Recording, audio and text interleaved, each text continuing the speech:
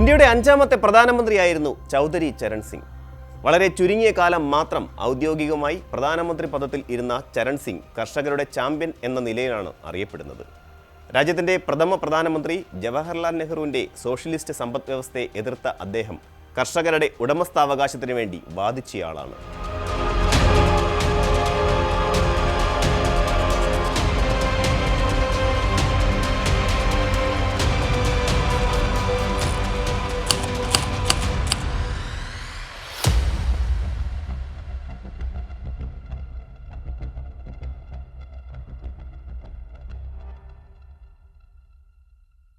ഉത്തർപ്രദേശിലെ മീററ്റ് ജില്ലയിലെ നൂർപൂരിൽ ഒരു മധ്യവർഗ കർഷക കുടുംബത്തിൽ 1902 ഡിസംബർ 23-നാണ് ചരൺ സിംഗിൻ്റെ ജനനം.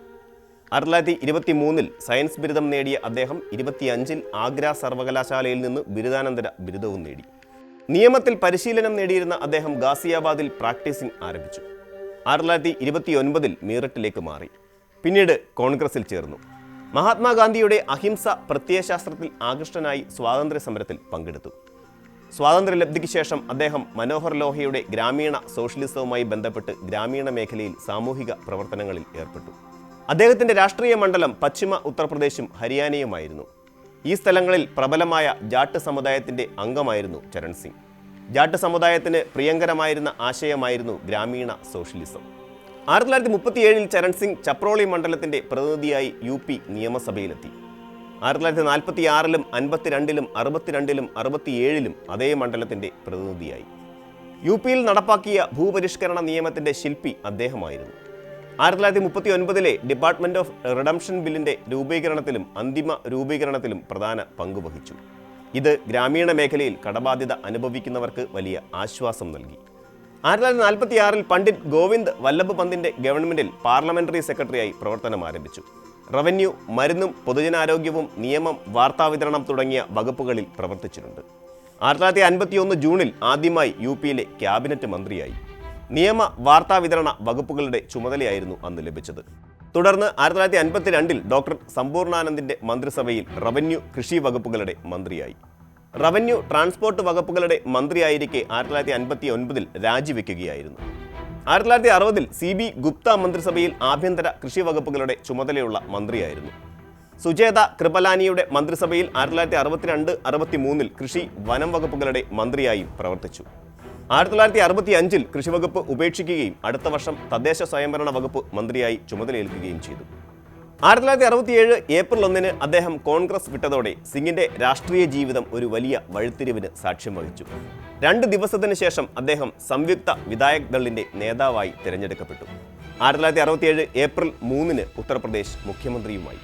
ഭാരതീയ Jana Sangh, Samyukta Socialist Party, Communist Party of India, Swatantra Party, Praja Socialist Party, Republican Party of India, Communist Party of India, Marxist തുടങ്ങിയ കോൺഗ്രസ് ഇതര പാർട്ടികളുടെ സഹായത്തോടെ രൂപീകരിച്ച കൂട്ടായ്മയാണ് സംയുക്ത വിധായക് ദൾ. ഉത്തരേന്ത്യയിലെ ആദ്യത്തെ കോൺഗ്രസ് ഇതര സർക്കാരായിരുന്നു അത്. ചരൺ സിംഗും സഖ്യത്തിലെ ഘടകകക്ഷിയായ സംയുക്ത സോഷ്യലിസ്റ്റ് പാർട്ടിയും തമ്മിലുള്ള തർക്കങ്ങൾ പരസ്യമായത് അംഗ്രേസി ഹഠാവോയുടെ പ്രക്ഷോഭം ആരംഭിക്കാൻ SSP തീരുമാനിക്കുകയും ഈ നീക്കത്തിനിടെ SSPയുടെ 2 മന്ത്രിമാർ അറസ്റ്റിലാവുകയും ചെയ്തതോടെയാണ്. തുടർന്ന് 1968 ജനുവരി 5-ന് SSP സഖ്യത്തിൽ നിന്ന് പിന്മാറി. 1968 ഫെബ്രുവരി 17-ന് ചരൺ സിംഗ് ഗവർണർ ബസവാഡ ഗോപാല റെഡ്ഡിക്ക് രാജിക്കത്ത് സമർപ്പിക്കുകയും 1968 ഫെബ്രുവരി 25-ന് ഉത്തർപ്രദേശിൽ രാഷ്ട്രപതി ഭരണം ഏർപ്പെടുത്തുകയും ചെയ്തു. കോൺഗ്രസ് പിളർന്നതോടെ 1970 ഫെബ്രുവരിയിൽ അദ്ദേഹം രണ്ടാമതും UP മുഖ്യമന്ത്രിയായി. കോൺഗ്രസിൻ്റെ പിന്തുണയോടെ ആയിരുന്നു ഇത്. എന്നാൽ ആ വർഷം ഒക്ടോബർ 2-ന് സംസ്ഥാനത്ത് രാഷ്ട്രപതി ഭരണം ഏർപ്പെടുത്തിയതിനാൽ അദ്ദേഹത്തിൻ്റെ സർക്കാർ അധികകാലം പിടിച്ചു നിന്നില്ല. UP-യിലെ മന്ത്രിമാരുടെ ശമ്പളവും മറ്റ് ആനുകൂല്യങ്ങളും വെട്ടിക്കുറയ്ക്കാനുള്ള തീരുമാനത്തിൻ്റെ പിന്നിലും അദ്ദേഹത്തിൻ്റെ കരങ്ങളായിരുന്നു. ഓരോരുത്തർക്കും കൈവശം വയ്ക്കാവുന്ന പരമാവധി ഭൂമിയുടെ അളവ് ഗണ്യമായി കുറച്ചുകൊണ്ടുള്ള ലാൻഡ് ഹോൾഡിംഗ് ആക്ട് 1960 ഉണ്ടായത് അദ്ദേഹം മുഖ്യമന്ത്രിയായിരിക്കുമ്പോഴാണ്. 1977-ൽ അടിയന്തരാവസ്ഥയ്ക്ക് ശേഷം നടന്ന തെരഞ്ഞെടുപ്പിൽ ജനതാ സഖ്യത്തിൻ്റെ അംഗമായ ഭാരതീയ ലോക്ദൾ എന്ന പാർട്ടിയുടെ തലവനായിരുന്നു അദ്ദേഹം. പ്രധാനമന്ത്രി പദം സ്വപ്നം കണ്ട അദ്ദേഹത്തിന് ജയപ്രകാശ് നാരായണൻ മൊറാർജി ദേശായിയെ പ്രധാനമന്ത്രി പദത്തിലേക്ക് പിന്തുണച്ചത് വലിയ തിരിച്ചടിയായി. അദ്ദേഹം ആ സമയത്ത് ഏറെക്കുറെ ആലങ്കാരിക പദവി മാത്രമായിരുന്ന ഉപപ്രധാനമന്ത്രി പദം കൊണ്ട് തൃപ്തിപ്പെട്ടു. പ്രതിപക്ഷത്തിലെ കോൺഗ്രസ് പാർട്ടിയുടെ നേതാവായിരുന്ന ഇന്ദിരാഗാന്ധി അദ്ദേഹത്തിന് പ്രധാനമന്ത്രി പദത്തിന് കോൺഗ്രസിൻ്റെ പിന്തുണ വാഗ്ദാനം ചെയ്തു. ഇതിൽ ആകർഷനായി അദ്ദേഹം ലോക്ദളും ഒന്നിച്ച് ജനതാ സഖ്യത്തിൽ നിന്ന് പിന്മാറി. ഇതോടെ ജനതാ സഖ്യം തകരുകയും മൊറാർജി ദേശായി രാജിവെക്കുകയും ചെയ്തു. വെറും 64 എംപിമാരുടെ പിന്തുണയോടെ ചരൺ സിംഗ് ഇന്ത്യയുടെ 5ാമത്തെ പ്രധാനമന്ത്രിയായി 1979 ജൂലൈ 28 സ്ഥാനമേറ്റു. 1979 ജൂലൈ 28 മുതൽ 1980 ജനുവരി 14 വരെയായിരുന്നു അദ്ദേഹത്തിന്റെ പ്രധാനമന്ത്രി പദത്തിന്റെ കാലാവധി. അദ്ദേഹം പ്രധാനമന്ത്രിയായിരുന്ന കാലയളവിൽ ലോക്സഭ ഒരിക്കൽ പോലും കൂടിയിട്ടില്ല. ലോക്സഭയുടെ ആദ്യത്തെ സമ്മേളനത്തിന് തലേ ദിവസം കോൺഗ്രസ് ഭാരതീയ ലോക്ദൾ സർക്കാരിനുള്ള പിന്തുണ പിൻവലിക്കുകയും 1979 ഓഗസ്റ്റ് 20 അദ്ദേഹത്തിന്റെ സർക്കാർ താഴെ വീഴുകയും ചെയ്തു.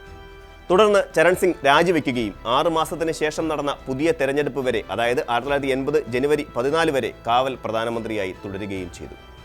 ചൗധരി ചരൺ സിംഗിന്റെ ജന്മദിനമായ ഡിസംബർ 23 ദേശീയ കർഷക ദിനമായി ആചരിക്കാൻ 2001 അടൽ ബിഹാരി വാജ്പേയി സർക്കാർ തീരുമാനിച്ചു. കർഷകരുടെ ഉന്നമനത്തിനും കാർഷിക മേഖലയുടെ വികസനത്തിനും അദ്ദേഹം നൽകിയ സംഭാവനകൾ പരിഗണിച്ചാണ് ഇപ്പോൾ ഭാരതരത്ന പുരസ്കാരം നൽകി രാജ്യം അദ്ദേഹത്തെ ആദരിച്ചിരിക്കുന്നത്. കർഷകരുടെയും പാവപ്പെട്ടവരുടെയും ക്ഷേമത്തിനായി ജീവിതം സമർപ്പിച്ച നേതാവാണ് ചരൺ സിംഗ് എന്ന് പ്രധാനമന്ത്രി നരേന്ദ്രമോദി അദ്ദേഹത്തെ വിശേഷിപ്പിച്ചിരുന്നു. പ്രവർത്തനക്ഷമതയില്ലായ്മയും കഴിവുകേടും സ്വജനപക്ഷപാതവും അഴിമതിയും വെച്ചു പൊറുപ്പിക്കാത്ത കഴിവുറ്റ ഭരണാധികാരി എന്ന നിലയിൽ സൽകീർത്തി ചരൺ സിംഗ് സമ്പാദിച്ചു. മികച്ച പാർലമെന്റേറിയനും പ്രായോഗികവാദിയുമായ അദ്ദേഹം പ്രതിജ്ഞാബദ്ധത കൊണ്ടും പ്രഭാഷണ ചാതുര്യം കൊണ്ടും രാഷ്ട്രീയത്തിൽ തിളങ്ങി. അർപ്പണ മനോഭാവമുള്ള പൊതുപ്രവർത്തകനും സാമൂഹ്യനീതിയിൽ അടിയുറച്ച് വിശ്വസിക്കുന്ന വ്യക്തിയുമായിരുന്ന അദ്ദേഹത്തിന് കരുത്തേകിയിരുന്നത് ദശലക്ഷക്കണക്കിന് കർഷകർ അദ്ദേഹത്തിൽ അർപ്പിച്ചിരുന്ന വിശ്വാസമായിരുന്നു.